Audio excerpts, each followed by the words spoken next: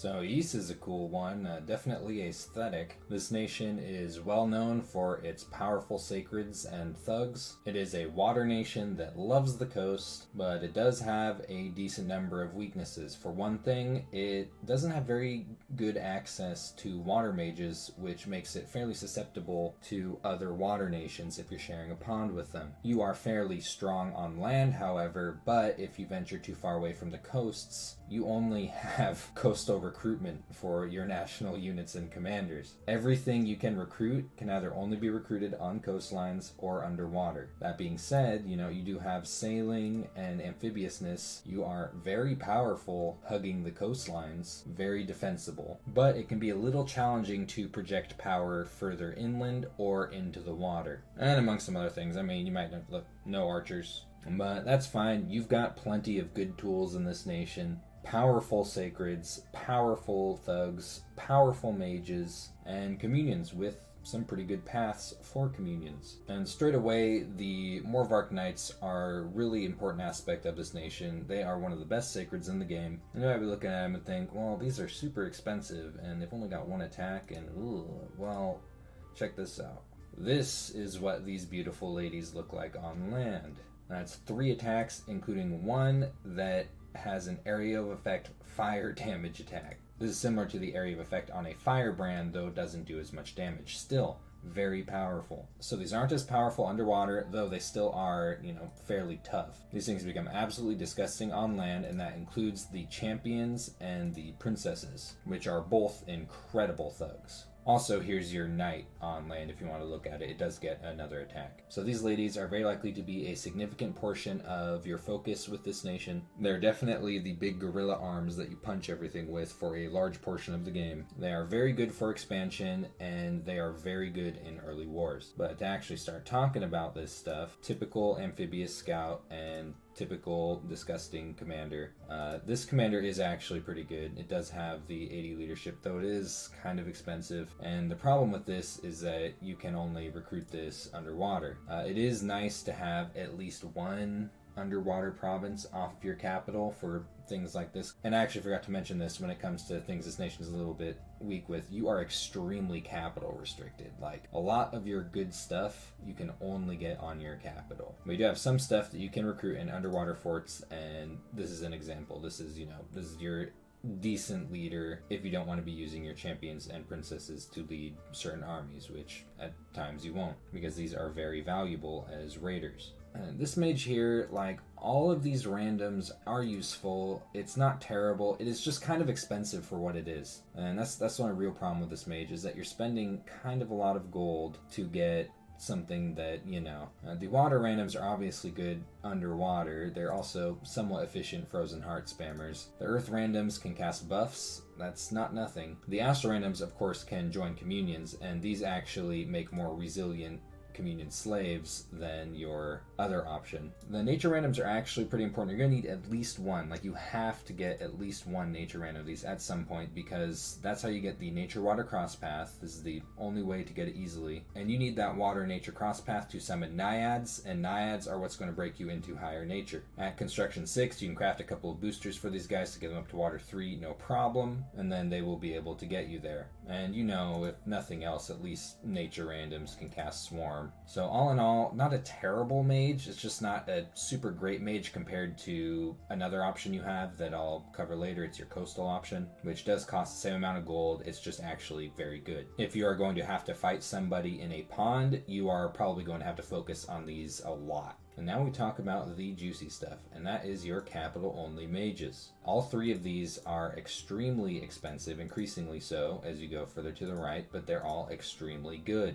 Morgan champions, due to their low recruitment point costs compared to these, which are slow to recruit no matter what. These are going to be significantly important to you in wars because they are fairly efficient to recruit thugs compared to your Morgan princesses. Their paths are very good for this. They can cast Air Shield, Mirror Image, Flight, Mist Form with an extra gem. And on the water side of things, you've got things like Quicken Self, Ice Shield, Liquid Body, water shield. Then, of course, they can bless themselves and hold whatever disgusting bless that you put on this nation, and you should probably go with a powerful bless. Are, of course, amphibious, have some fire resistance, glamour, sailing, so they can move units extremely efficiently from coastline to coastline, dark vision, and actually a lot of your stuff has dark vision. Everything over here has dark vision, and that's pretty important because deep ocean is dark. It is essentially the same as a cave, and dark vision will cancel out the stat penalties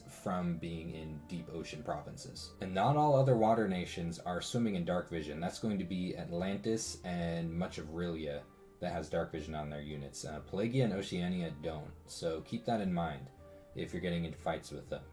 And Spellslinger, I would actually say, is a good thing because it halves the fatigue of your spells, and fatigue can be an issue for these that have, they have somewhat high encumbrance, and oftentimes you are casting Quicken Self on them, so that's just going to increase their overall fatigue pretty rapidly. It is, however, going to make it slower for them to cast spells by about 50% longer. Overall, very powerful. Later on, I'm going to show you kind of how to use these as well as how to equip them. And your Morgan princesses basically have all of the traits of your Morgan champions and more, chiefly that they are heir to mages. So it's much more efficient for them to cast things like Mist Form, and they can Cloud Trapeze. And that's a big deal. Being able to interrupt magic phase with these, like no one wants to have their shit magic phase interrupted by Morgan Princess. That's obnoxious, unless they're planning for you, unless they're trying to trick you. The drawbacks on these are they are very pricey in gold cost, and they are slow to recruit. So you don't want tons and tons of these the way you do with the Morgan Champions. You just want a few lying around so that you have that option for the Cloud Trapeze, Magic Phase Interruption. They also are excellent leaders and fairly decent spellcasters. So they're versatile in their uses. Just be protective over them because you're only going to get so many of these. And the same goes for these, which are just as slow to recruit and even more expensive. However, these are ridiculously powerful. These are your randoms, and yep, the nice extra 10%. So that means that Air 4 is accessible to you. Water 3 is accessible to you. You have other ways to get Earth 2, but this is one of them. And then you have a little splash of fire. This is the only fire you're getting easily in your nation. And having the Fire Earth and the Fire Water cross path is actually really nice, especially on the battlefield. Added bonuses to these are the shock resistance, and they are fairly stealthy. But yeah, these are your big spellcasters. You are going to at some point want to forge some crystal matrices for these so that they can enter communions as communion masters. And that's going to be really nice because then you'll be able to get air and fire into your communions, which your typical communion mages cannot get. Now, on the coastal side of things, all of this stuff are things that you can recruit in coastal forts. You have got the Swan Herd. And this is actually a really cool commander, and the reason for that is that it free spawns 2 swans a turn. Now, swans aren't the best free spawn, but they do have some uses, and they are worth the gold and upkeep on these.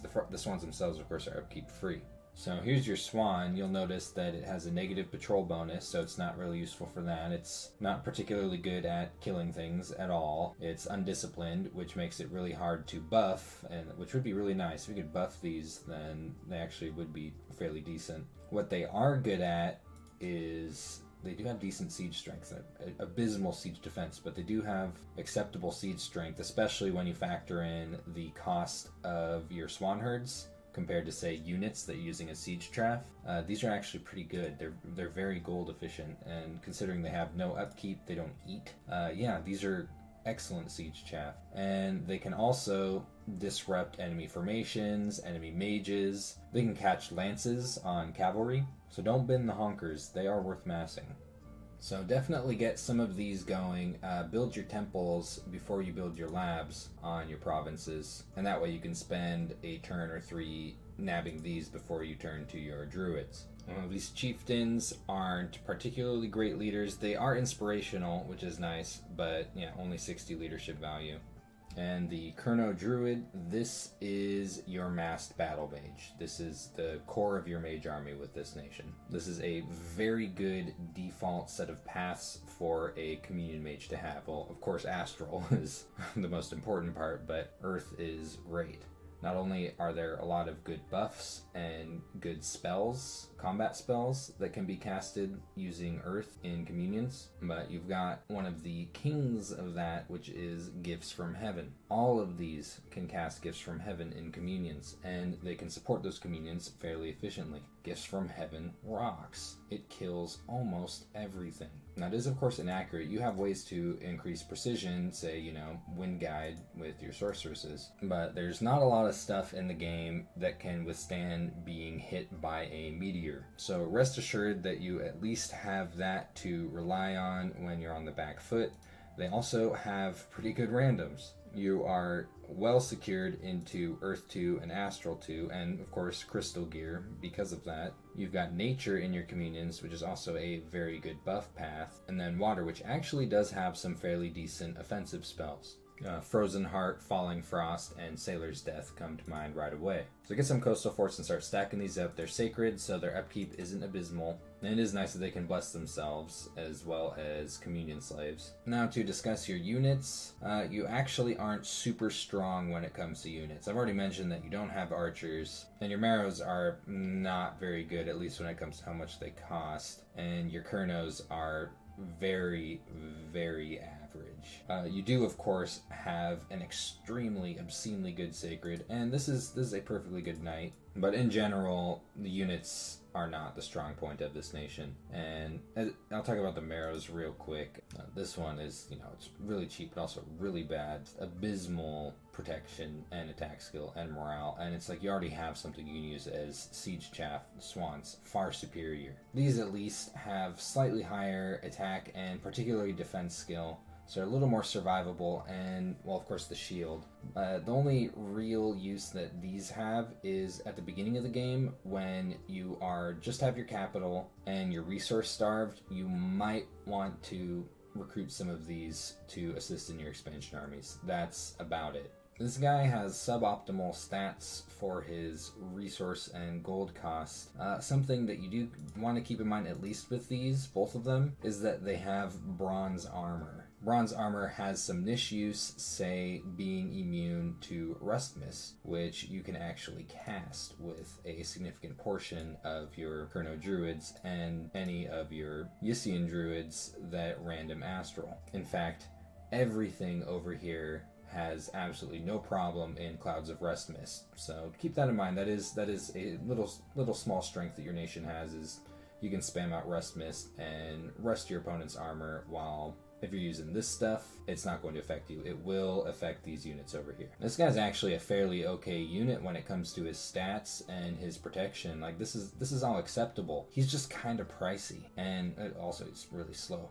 But this is really hard to justify, this gold and upkeep cost on these units. They are your tankiest recruitable line holder, so I mean, if you really do want that protection, yeah, sure. If you're spending a lot of time fighting underwater, they're going to start looking a little more attractive to you. But I personally find myself much more prone to recruiting Kernos than any of these Ysians. On the rare occasion I do recruit some Ysians, it usually actually is the men-at-arms, and that's just due to their high protection and their acceptable stats. But yeah, it's the big price tag on these that makes them difficult to justify. Your Knights of Ys are actually completely acceptable cavalry, if you're the kind of person that utilizes a lot of cavalry in their armies.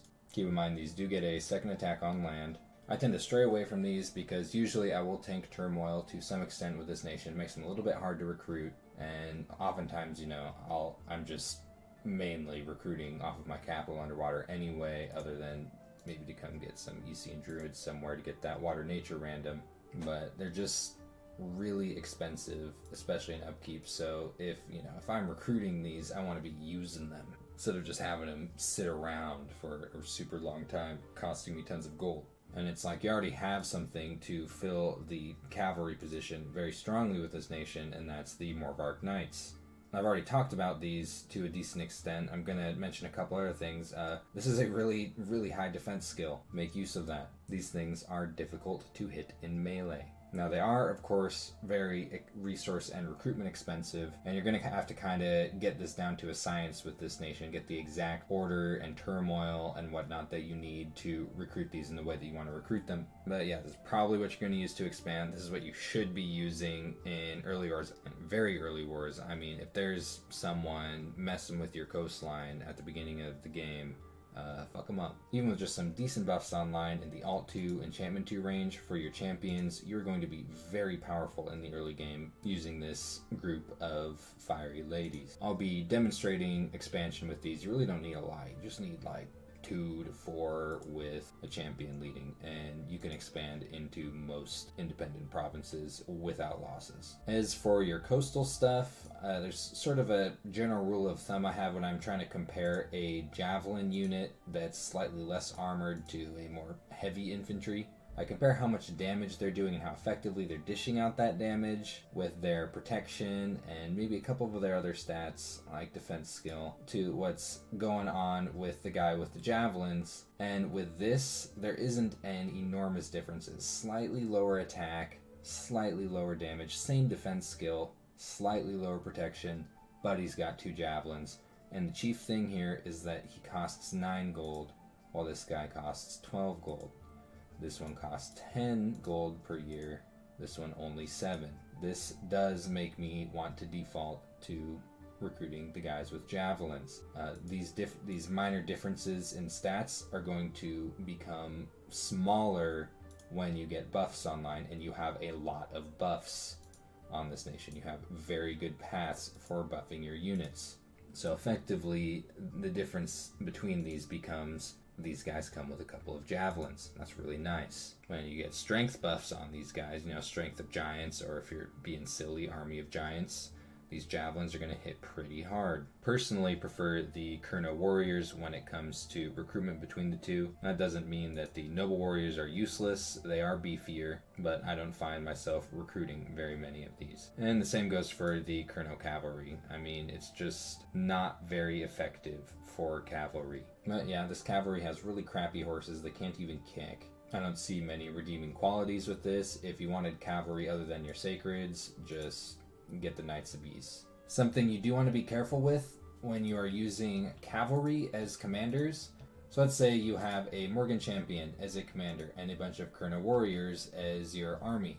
Someone can script their units to attack cavalry, and suddenly your Morgan champion is going to be focused on by a large portion of your opponent's army, or fired at. So that's just something that you do want to keep in mind when you are using cavalry as commanders. It can be dangerous if they are the only cavalry unit in your army. This might actually be where something like this does become useful. Cart around a few of these, maybe use a couple of them as bodyguards, something less important, or trap them behind your lines, and it'll help kind of protect your commanders from being specifically targeted. Now, I know there's some elephants in the room, I haven't addressed yet. 4 really big elephants. Their names are Atlantis, Rilia, Pelagia, and Oceania. If you start in a pond with any of these nations, you are threatened. And this is going to influence your pretender design if you know you're going to be starting in a pond with one of these boys. And ideally, you won't be, because all of these have much more easy access to powerful water mages than you do, and are generally going to be more powerful underwater. You do have some tricks that I've talked about. You've got dark vision. That's nice. You do have powerful sacreds, and if you do manage to get another fort up, these aren't the worst water mages in the world. But you're gonna struggle in an early war against someone playing with these, especially if they know what they're doing. Your worst matchups definitely are going to be Atlantis, which just has tons of really powerful water mages. Everything's got dark vision, and they've got some pretty disgusting units. Pelagia is also extremely threatening, and that's because look at these water mages. These things are going to be summoning sharks and elementals super efficiently. And look at this thing. They've got a Sacred Knight that has a lance charge and 2 attacks underwater. That sucks. Well, no, that's very good, but it sucks for you. They have infantry that is better than yours. They've got net throwers. They've got stuff that's a lot more efficient when it comes to what you're getting for the amount of gold you're spending. And they've even got Amber Clan. No one likes fighting Amber Clan. So, you could just try being friendly. I mean, it's not uncommon at all. A lot of times when land players are looking down in the water, they'll see like a bloodbath and be like, "Oh, I'm glad I'm not part of that." You've also probably seen the firm handshake between the two water players in the same pond. That happens, and that can be you. Just remember that if you think you're gonna lose, try being nice to them.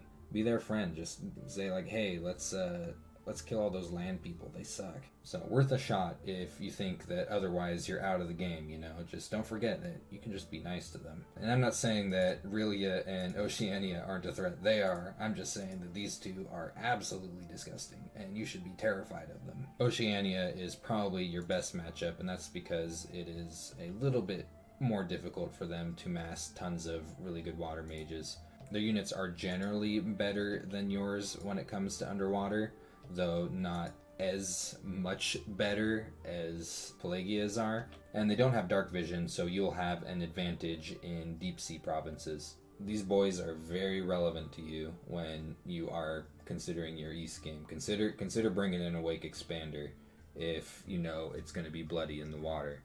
So when it comes to Pretender design, there's a few options you have. I mean, generally, you do want a big bless, and you don't want to completely obliterate your scales because you still need to be able to recruit your knights and your mages. So you got to find a good balance for that, and there's a couple of approaches to that. One would be, say, the one that I personally prefer, which is a rainbow build, but you could also conceivably do something like using the Demi-Lich for some carefully selected paths and decent dominion, or the monolith and just try to set something up with these paths themselves. Keep in mind that your sacreds come with fire resistance that'll cancel out the negative effects from Barkskin. I personally think quickness is not a very strong bless on this nation. One of the main reasons for that is that a lot of your bless is oriented toward your thugs, and your thugs can just cast quickness on themselves. And I mean, if you really wanted to, like, this guy would probably be your best option because you could also pick up some reinvigoration.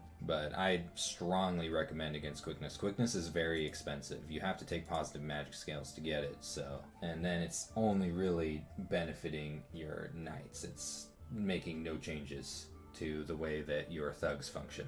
I do not see it as worth it whatsoever, despite how powerful your sacreds are. If you're going to be tussling underwater, you have a few Awake Expansion armors. The Worm is fairly efficient. You'd probably want something like Hard Skin, and you could do some cold resistance and defense skill. You could also do Chill Aura and go Cold Dominion. Just be careful with people using things like Murdering Winter or a Grip of Winter against you. This is going to give cold protection to your knights and thugs though, which is not a bad thing.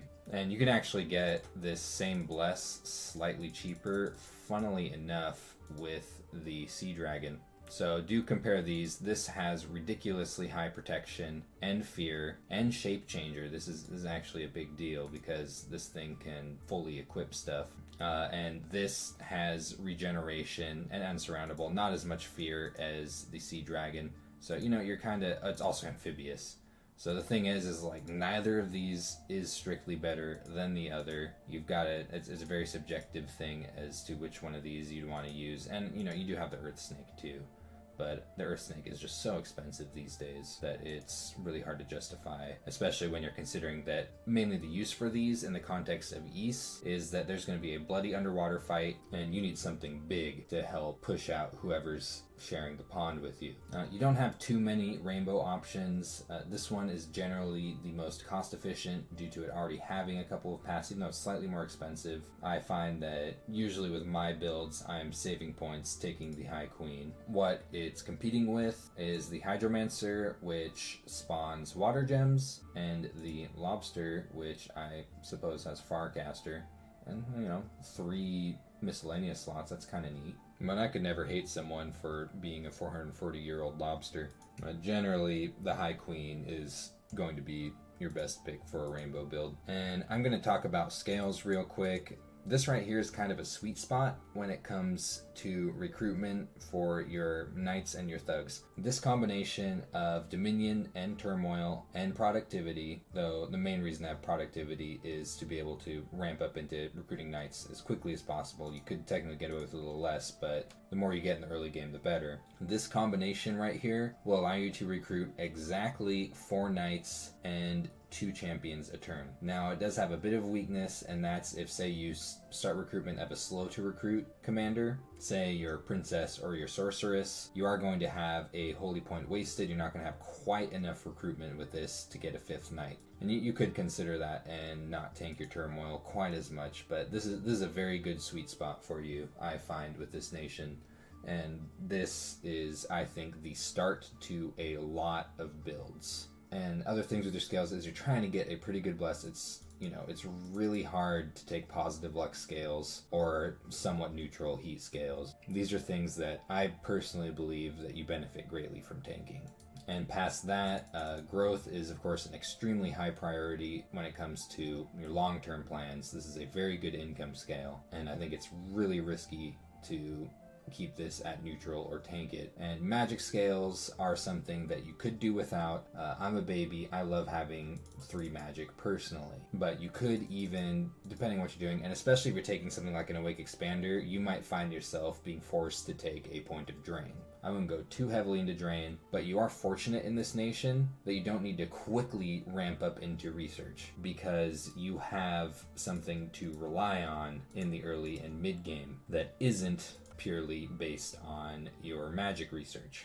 But taking positive magic scales is more of a long-term oriented plan kind of thing. And if you're playing a shorter game, I mean, this is where things like, even growth don't start not mattering as much, and you should just get an absolutely disgusting bless, possibly, an Awake Expander too, and just fuck shit up. So the blesses that you do go with are obviously subjective and situational to the game that you're joining. Ones that I think are a lot higher in priority than others when playing Ys are Reinvigoration, and that's because your Sacreds as well as your Thugs, they don't have the lowest encumbrance in the world. These are going to pick up fatigue, and Reinvigoration helps out with that significantly, especially considering that with your champions and your princesses, these are going to go through a buff cycle at the beginning of a battle. They're going to pick up some encumbrance. Reinvigoration also makes your communions more efficient. So Reinvigoration is a really strong pick for this nation, in my opinion. And keep in mind, you'll also get some Reinvigoration from Blood Surge, as well as other really good stats. And because your Sacreds have Lance charges, it is very likely they're going to get that first kill that triggers the Blood Surge. One other thing that I think is a strong consideration is at least 1 point of HP somewhere between Nature and Blood, because that is going to push your druids into a fresh regeneration bracket. They'll be regenerating 2 HP a turn instead of 1. If you wanted to, if you gave them 3 HP and a Coral Blade, that would push them into the next regeneration bracket after that, and they'd be regenerating 3 HP a turn. That'd be kind of expensive communions at that point, but it's just food for thought. A lot of this other stuff is fairly interchangeable. I mean, you could take swiftness if you like, or defense skill. Defense skill is just going to make your knights and thugs even more disgusting. They're already super high in defense, but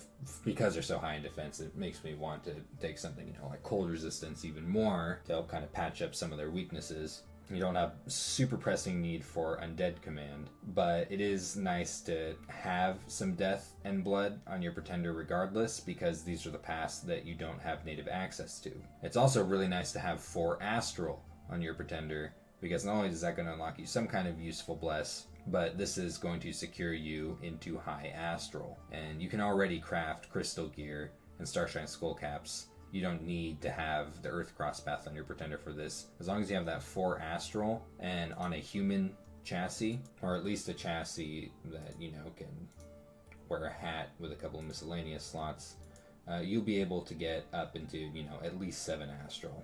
Now, you could, of course, go with an Awake or Dormant Major Bless. I think you are making some sacrifices there when it comes to patching up some of your weaknesses. Like shock resistance is pretty big. That's a really good way to answer Sacreds like these, is you just fucking Thunderbolt them, or you hit them with air elementals. That, it's a really good way to fuck shit up. So putting a stop to that is pretty nice. And generally, rainbows will also allow you to pick up some better scales. These scales are actually pretty good. It's going to come out and have paths that I don't have access to very easily, or like barely at all. Really good cross paths, and just be a generally powerful high utility mage. So personally, I prefer a rainbow build on this nation. There are just obviously certain situations where you're going to have to consider other things. I would absolutely never in a million years fault anyone for using the floating mind. It is just so cool. Mind slime. So I'm going to talk about some of your summons real quick and ways to kind of climb into higher or other paths of magic. And one of the most important things for you in this category is the Naiad. This is something that as soon as you get to Construction 6 and Conjuration 5, your Ysian Druids will be able to cast this with a Robe of the Sea and a Water Bracelet. Unfortunately, these are homesick, so they're not very useful away from the province that you spawned them in. That's fine. You just need them for their high nature utility. You know, say forging vine shields or summoning things that can move with nature. So you're pretty much just going to want one of these, and then you can use it to spawn things that can walk away. And you can put it to work to other things like maybe casting vine ogres. Just make sure you slap an ivy crown onto it. But the main idea here is this is your easy ticket up into Nature 3. And with Nature 3, you can cast Forest Troll Tribe and Ivy King, though Ivy King is a little bit harder to get up to. Forest Troll Tribe is actually super good, though, because if you cast this enough, this is likely to get you Death 2, which will then get you Death 3 once you forge a Skull Staff. It's going to be very nice to get one of these as soon as possible to start side-searching Death. Unfortunately, the other two randoms aren't as useful. Like, having a Nature Mage that can move around isn't super important to you because you already have Nature in Communions. And, oh yeah, speaking of Communions, slap a Crystal Matrix on this, and then you got Death in Communions. This is your built-in path to get into Death, and also, might as well mention the Troll King. One of your Earth 2 random mages can build some Earth Boots, and then summon a level 3 Earth Mage. Just keep in mind with Trolls is that these cost upkeep, and so does what they come with. They come with retinues that cost upkeep. Ivy Kings, if you are going to be summoning Vine Ogres, you should summon an Ivy King to do it eventually. An Ivy King will pay for itself after a year of summoning Vine Ogres, and then beyond that, it is profit when it comes to nature gems. Also worth mentioning, our Algae Men has come fairly early on, only Conjuration 3, and it's 1 nature gem for 3 of these guys. These guys are actually fairly beefy, at least when it comes to their protection and, you know, having 2 attacks at strength 11. They're better than Vine Men is kind of what I'm saying. They don't come as efficiently. You know, you're only going to get 3 per nature gem, and there's no way to increase that with Ivy Kings or Ivy Crowns. But their amphibiousness is nice. You can use them underwater, and they are a consideration for you when it comes to generating upkeep-free units. Want to mention the Lamia Queen, though it is fairly hard to get up to this. Unless you take a Rainbow Pretender, then it's fairly easy. You could conceivably worm up into summoning this with Troll Shamans. This is a way to break pretty well into Death as well as Blood. And the other nice thing about Lamia Queens is they're cheap. Like, this is a good deal for what this is. Going to briefly mention your heroes because they are super badass. Unfortunately, you're not always going to see these because it's really difficult to take luck with this nation and very easy to take a hefty amount of misfortune. These mages are absolutely delicious to get a hold of. If you manage to get a hold of one somewhere early on in the game, they make excellent side searchers. And they have really good cross paths for both construction and combat. So in my opinion, don't presume you're going to get these. That way it's impossible for you to be disappointed when you don't get them. And then if one does happen to show up at your front gate, surprise! Research. So first and foremost, in the early game, you're almost certainly going to want to get to Alteration 2. That is almost always going to be your highest research priority, and that is because of things like Quicken Self, and Ice Shield, and Mirror Image. These spells are going to significantly increase the combat effectiveness of your champions. And likewise, if you're not fighting in the water right away, Enchantment 2, because this is going to give you Flight, as well as, Water Shield. And I'll discuss some of these spells a little bit later. I'm just kind of showing you some just really early game research priorities that you might want to focus on. If you are fighting in the water, you are very quickly going to have to shoot up Conjuration. You're going to need to be summoning water power, lesser elementals, School of Sharks, water elementals, and shark attack. I mean, you're going to have to be running right up Conjuration right away. You don't have a choice. But otherwise, Conjuration is an enormously high priority. Obviously, getting to 3 is good for powers. You'll pick up water and storm power along the way, and then you'll have earth power and power of the spheres. Getting to Construction 2 early on is nice. You get that Dwarven Hammer, you get some utility equipment out for your champions. Start maybe making some owl quills if you want. Barkskin amulets are pretty cool on your champions. They'll kick their protection up from 16 to 22. It'll cancel out their 5 fire resistance, but that's a lot of protection. And you've also got, things like Legions of Steel at Construction 3. Do make sure that you, of course, pick up Thaumaturgy for communions fairly early on. The problem is that you're not going to get any of your Kenno Druids until you get a coastal province on land, and that's where communions really kick up for you. So it's not super high priority to get there yet. And in general, alteration is going to be one of your earlier paths to research because you do have access to things like mist form. Wind guide is going to be something that eventually is going to become useful to you. Liquid body is a pretty good buff for your champions to use. It is going to slow them down a bit, but it's worth it. And it's not like, you're that slow. Curse of Stones can be very useful to you, especially if you're fighting an opponent that has high encumbrance units. You've got Swarm at Alteration. For Body Ethereal, you can actually fluff your champions using spells like this with your Astral Random Marrows or your Kenno Druids. So don't forget that. You can make them even scarier by having another mage buff them and then run off. And at 5, you've got Maws of the Earth. Iron Warriors would be another example of a fluff buff, and Wooden Warriors. But as for your longer term research stuff, I'll just kind of talk about some stuff in these schools. Do keep in mind that at least on land, you are able to cast Howl, and is just going to have wolves come in from every corner of the battlefield and harass your opponent. And this is also where you're securing Naiads, which is extremely important. And it's good to mention the Bishop Fish at 6. This is an aquatic H3 priest. The reason that you'd want this is for capping thrones, because you don't need H3 priests for Divine Blessing. You have priests that enter communions. Don't forget that priest level does increase when they're communion masters, and you will be able to cast Divine Blessing and even things like Fanaticism and Divine Channeling with your Kenno Druids if they have enough communion slaves backing them up. The only reason you'd get a Bishop Fish is for throne capture, so maybe get an Amulet of the Fish on a Bishop Fish and it'll be a little easier for you to cap thrones when you need to, as you don't have native access to H3s. And it is also worth mentioning with all of these living water, earth, fire, cloud spells and your elementals, you can actually cast all of these. If you build crystal matrices, you'll be able to cast the fire and air ones, and these are super easy to cast with your Kenno Druids. Higher up in Alteration, Frozen Heart is really good anti-elite spell. You can spam this pretty efficiently. If you're getting those Ysian Druids, the ones that aren't quite as nice as your Kenno Druids, a lot of the Water 2 random ones are already going to be fairly efficient at casting this.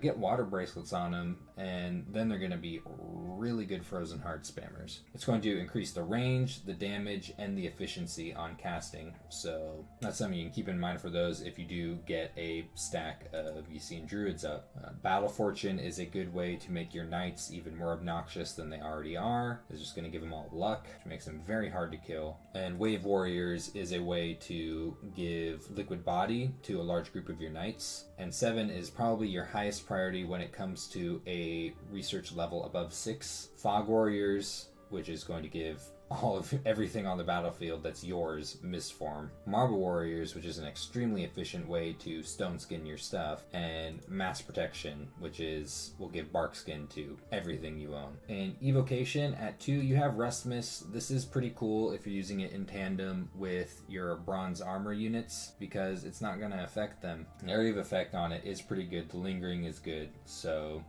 don't forget about this spell. It's not the most powerful spell in the game, but it's something that's difficult for a lot of nations to cast, and it is actually open to you. Magic Duel is a good way to get rid of high-level Astral Mages that are below Astral 7 with level 1 Astral Mages, and conceivably you get rid of a level 7 one with level 2 Astral Mages. At Evocation 4, you do get Thunderstrike. You're not a particularly powerful Thunderstrike nation because it is hard for you to mass mages that are capable of Thunderstriking. It's actually very difficult for you to do that.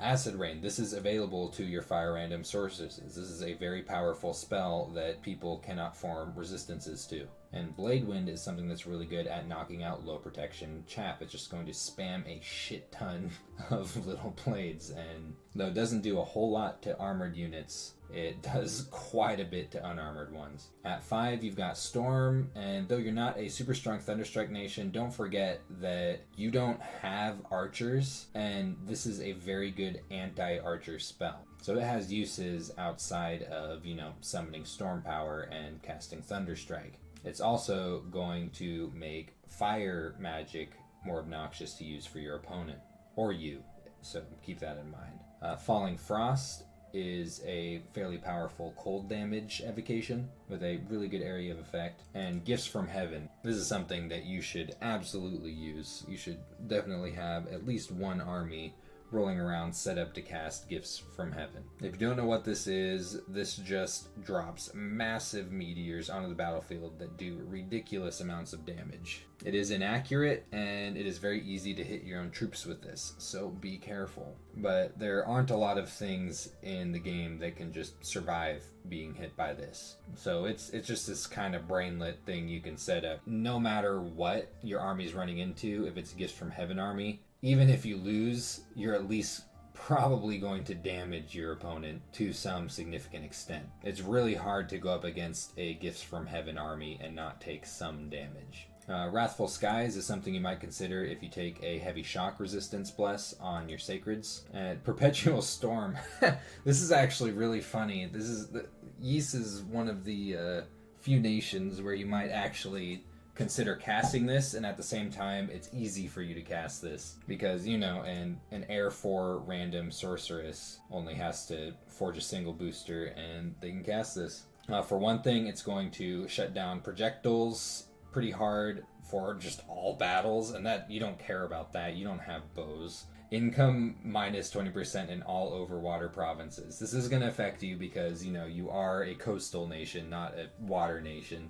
You are going to want to be on land to some significant degree, but it's going to affect you less than people who are pure land players. There are worse things you could do playing Ys than cast Perpetual Storm. Also, Mind Hunt. You can climb up into Astral 4 using your Keno Druids, no problem, once you get to Construction 6, and this is a really good way to assassinate enemy mages that aren't astral. It is exceptionally powerful against nations that don't have any astral access because then they won't be able to interrupt and fuck up your mage that's casting it. Keep in mind that you need to get your Thaumaturgy up, preferably to 5 for Soul Slay before using this spell. And there's a really good way to take out thugs that are annoying you or cripple the mage support in someone's army. With Construction, 2 is something you are going to want to hit early on, obviously for Dwarven Hammers and then just general purpose stuff. Horned Helmets are something that I like quite a bit on my champions because they're easy to forge and they give them another attack.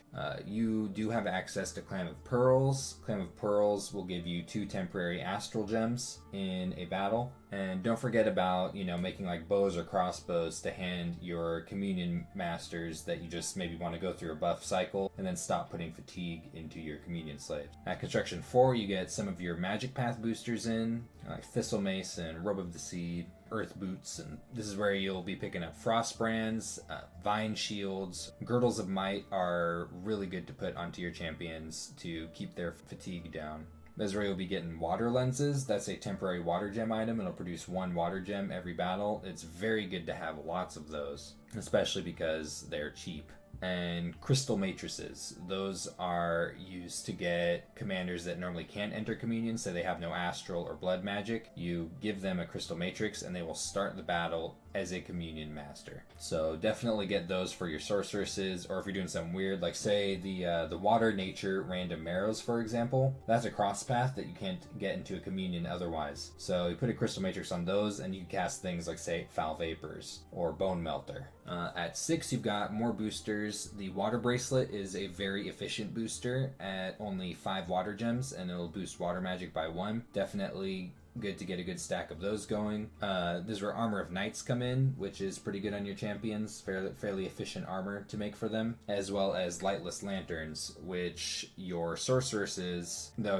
it's sad to use a sorceress for labor in this way, Lightless Lanterns are a very good dump for your fire gems, because they're going to rapidly accelerate your research from then on out, and you don't really need fire gems as much as a lot of your other gems that you have. And then at 7, you do have access to Weapons of Sharpness. This is going to make it so that your units do armor-piercing damage in melee. That's going to give them some pretty good teeth. And then also Golem Construction is super easy for you to access. Like, all you've got to do is take, maybe an Astral 2, Earth 1, Keno Druid, and put some boots and a skull cap or crystal coin onto them. And then you've got golems, which are, when heavily equipped, are almost super competent tier. And they can teleport, they can do magic phase interception. If someone's expecting a Morgan princess and they don't know that you have a golem, and the golem pops up, that can be a pretty big shock to them. In enchantment, other than some early game buffs that you've got going on, Water Shield, by the way, this is going to give you a significant defense boost in the water, so it's pretty good on your champions. At 3, you've got Strength of Giants, a really big area of effect strength buff. You should use this in any battle where you are using your infantry. At 4, you've got Cloud Trapeze. This is your magic phase interception with your Morgan princesses. If someone is bothering you with a thug or a small raiding army, or even a decently sized army, if you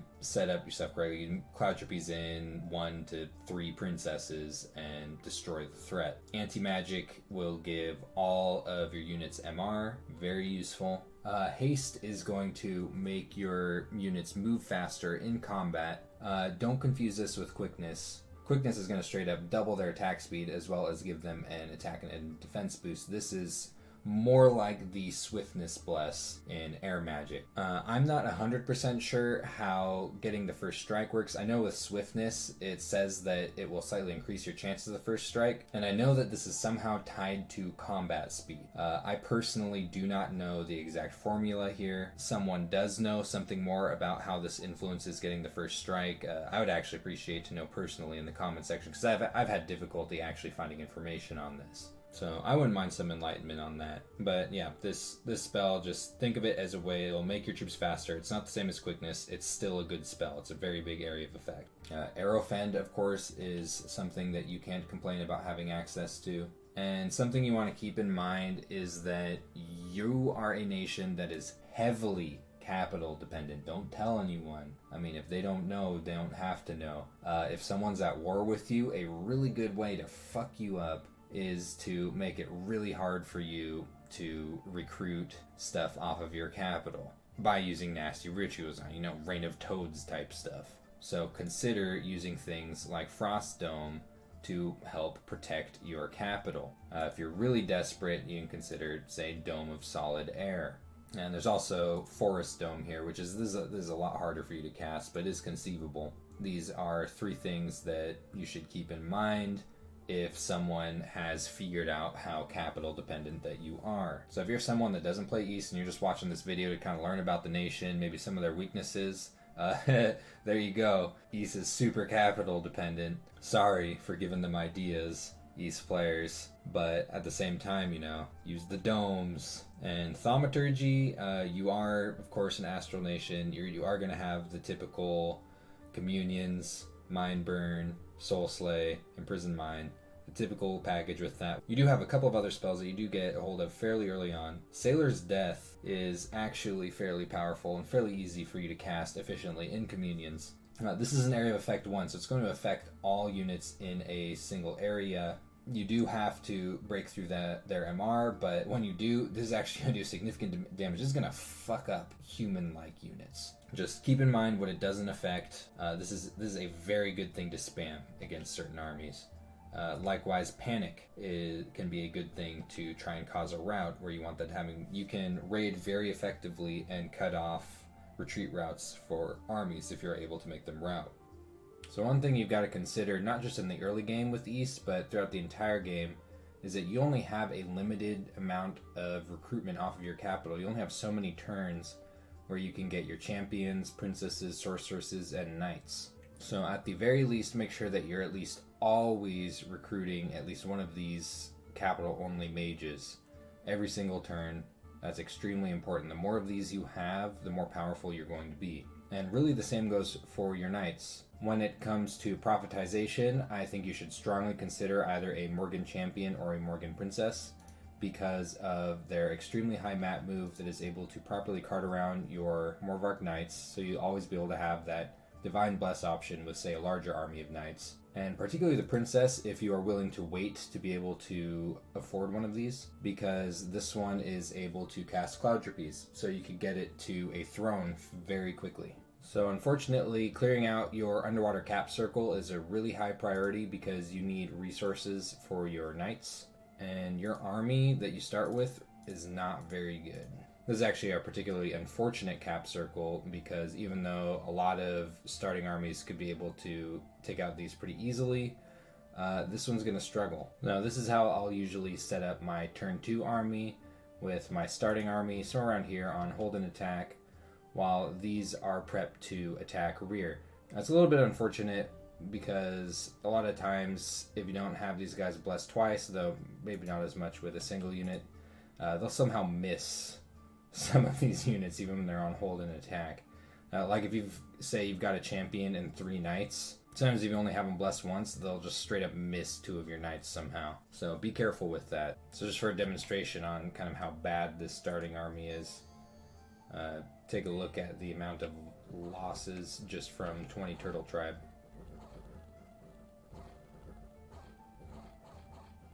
Seven units just down the toilet.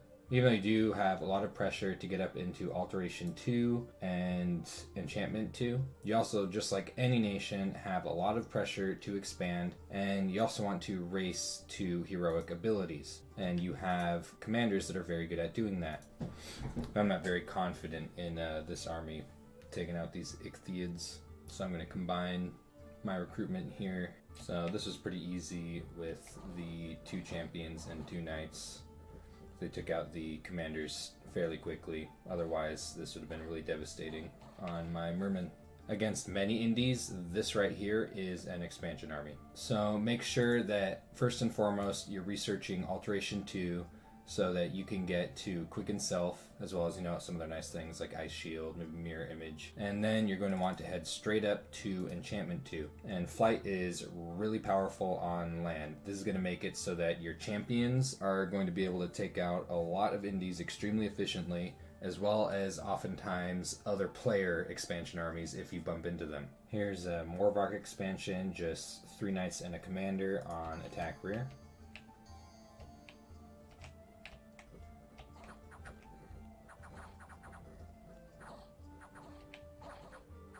Christ, just kill him. Wow, okay. Those are really tough commanders right there. I've got a slightly larger group here because they're not quite as powerful underwater. I want to make sure that I take out these guys without losing any.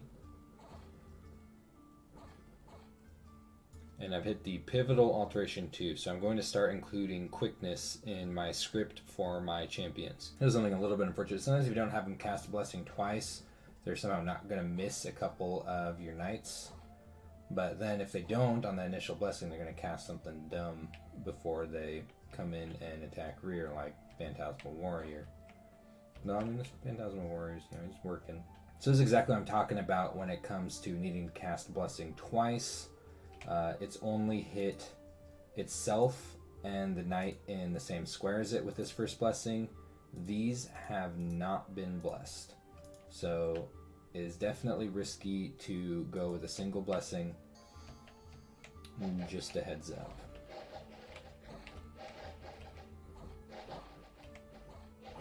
But yeah, as you can see, these things are pretty disgusting. And yeah, generally as you pick up on buffs, this is what your expansion's going to start looking like. If you bump someone, consider kind of shaking up which corner you will put attack rear options on so you can get around maybe their attempted counter. So here's just a champion and 3 knights against all of this cavalry.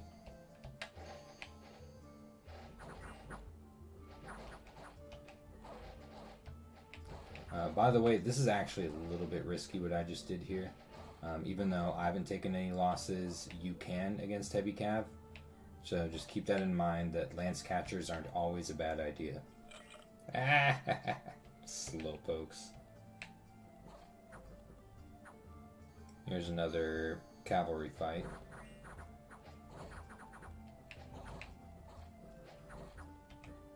The quickness champion is making a big difference in this, so keep that in mind before you pick fights with heavy cavalry. So 23 provinces on turn 12. I've got 1, 2, 3, 4 palisades under construction, all on very good provinces. And I've got enough raiding parties for an early war, more champions and knights sitting at home. Things can obviously be pretty different if you're in a game with another underwater nation. When you've got a pawn like this to yourself, do first focus on your cap circle. That is extremely high priority because you need the resources.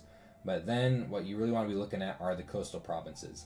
These are easy for you to defend, and this is where you get your best mages recruits, as well as some other really nice things. Some of your water provinces can wait a minute, as long as there's no pressing need, you know, hopefully not Agartha's being a dick or something. But prioritize your coastal infrastructure. If anything, I've been a little bit slow with that. You know, I'm going to get this next month at least, and I think, yeah, this is the one after. I'm just about to hit Enchantment 2, and that's where I'm going to be pretty nasty in an early war. Flying, quickened, blessed champions are really obnoxious. They don't give a shit about PD, and they force your opponent to move units into their backlines, which is pretty obnoxious in the early game. And depending on your research randoms, you might already have Enchantment 2 by this point, and you might already be using it in an early war. The earlier the better, because it's harder for your opponent to react to it the earlier in the game that you use it against them. It was pretty funny. Actually, in my first test game I did with this, I did a couple turns and I checked my research and I had just Alteration 2, Enchantment 2, and actually stopped that test game because that was perfect. That's the stars aligning right there. That is, I would say, not a very legitimate test game because my expansion, would be bleh. But yeah, though the dynamics of a multiplayer game are obviously different than a static test arena, even if you're in something like this, this is a pretty good position to be in at about this point in the game. Just to boost your confidence in your Morvark Knights, here are just 3 of them with a champion expanding into quite a bit of Bone Tribe. Whoa.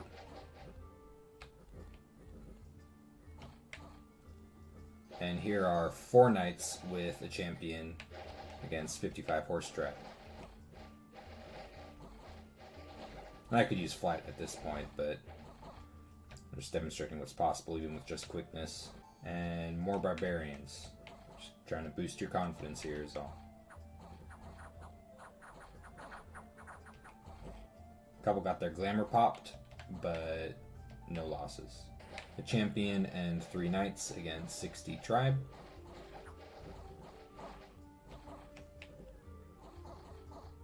And don't forget that you have dark vision. Caves aren't as dangerous to you as they are to some other players.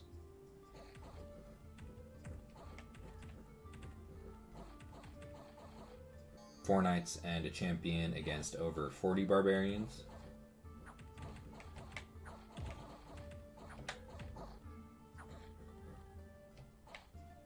So here's an example of a failed expansion against some Onyx sorceresses, and the key factor here is the fear on the nightmares, which led to this thing getting surrounded. Though the Morgan champion using flight here may have changed things, however, if you do see an Onyx province, it is a high priority for you because it is a way for you to start getting into death. And this is just an example of why having Quicken Self and Flight on your champion is a good thing to have if you're worried about bumping into other players. This is a fairly typical Marignon expansion army with a pretty decent bless, and this expansion army certainly poses a threat to something like 3 knights. See, already gone, glamour popped, but then this guy flies into the back and takes out the commander. So having your Morgan champion scripted properly is a good way to come out on top on bumps. Even though this is less than ideal, it is better than Marignon wiping your expansion party and taking the province. So here's an unequipped champion with a basic script against 16 standard PD.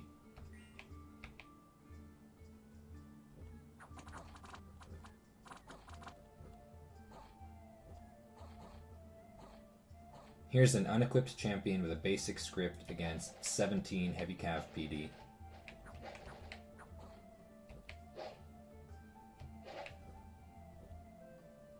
Here's an unequipped champion against 30 standard PD.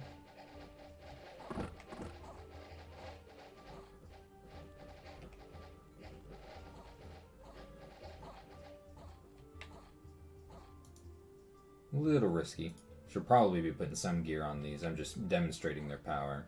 Here's Mistform just in action. You want to be careful with using too many buffs because of their fatigue. So you could stack on flight and try to win it quick. It could go either way, where flight will be more useful or can endanger your champion with getting into high fatigue. So just kind of use your judgment as to what the situation calls for.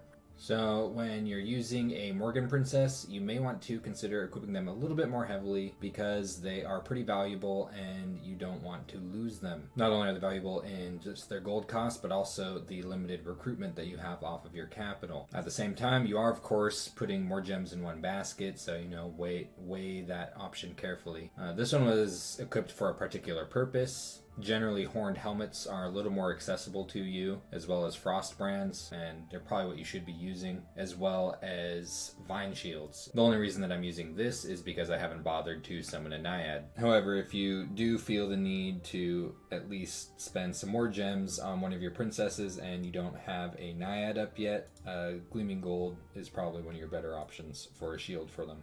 Another thing to consider for them is maybe more reinvigoration. An Amulet of Resilience is pretty expensive, but it would cause them to be fatigue neutral even with quickness up. So this here is a small Marignon army, something that you might see on the flanks of someone's Doom stack. It's set to cast flaming arrows, has a few fireball mages, and some of these knights with attack rear orders. And this is just demonstrating what a couple of princesses using Cloud Trippy's interception are capable of.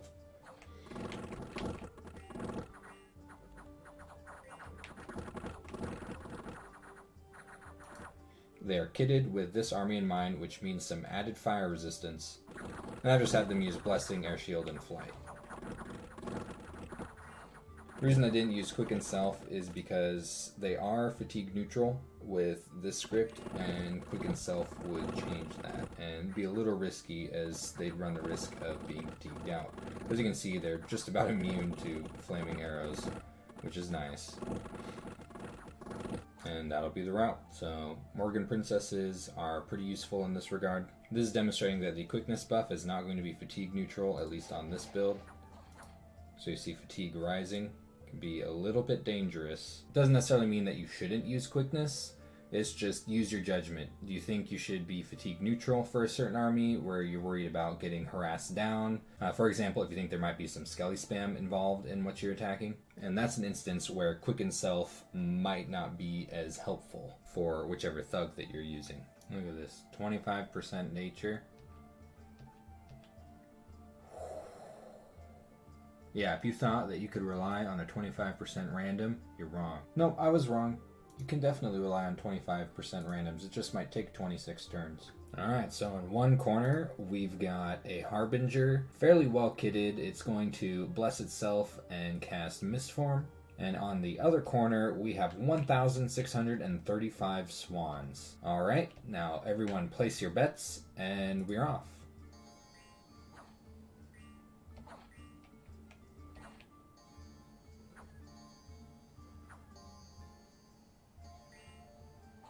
Well, that just looks ridiculous. It's 1,000 honkers against the big tutor. They're killing their own swans with their slings. I wonder how long this goes on for. So, turn limit was reached. You be the judge as to whether this was a victory for Marignan or a victory for Weiss. Yeah, you thought I was here to talk about Dominions? Nah, I'm just gonna subject you to one of my personal nostalgic experiences. Find myself brazenly on the road of adventure. I'm just kidding. I've never played this game before. I don't think it was ever ported to NES. That guy looks like he means business over there. Holy shit! Whoa, that is brutal. I had to go through a decent amount of cutscenes and like buying equipment and stuff like that, and